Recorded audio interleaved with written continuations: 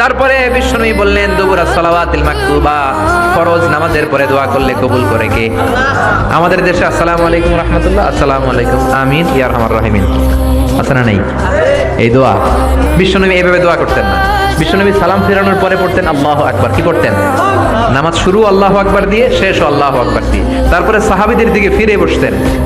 আমাদের দেশে শুধু ফজরের নামাজ আর আসরের নামাজ এই দুই ওয়াক্তে ইমাম সাহেব ফিরে বসে, ঠিক কিনা?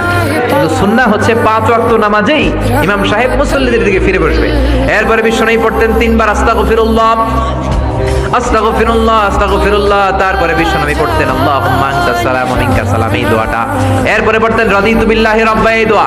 এরপরে পড়তেন আল্লাহুম্মা লা মানিআ লিমা আ'তাইতা ওয়া লা মু'তিয়া লিমা মানা'তা ওয়া লা ইয়ানফা'ু যাল জাদ্দি মিনকাল জাদ। তারপরে আয়াতুল কুরসি পড়তেন। তারপরে বিশ্বনবী 33 বার সুবহানাল্লাহ, 33 বার আলহামদুলিল্লাহ, 33 বার আল্লাহু আকবার। আছে না নাই? এই তাসবিহগুলো আগে আপনি পড়বেন ঠান্ডা মাথায়। এরপরে যদি দোয়া করতে মনে চায়, সম্মিলিত মনে চায় করেন, একা একা মনে চায় করেন, বা হাত তোলা ছাড়া এমনি মুখে করেন, সমস্যা নাই। কিন্তু আগে তাসবিহগুলো পড়তে হবে, চিল্লায় বলেন ঠিক না?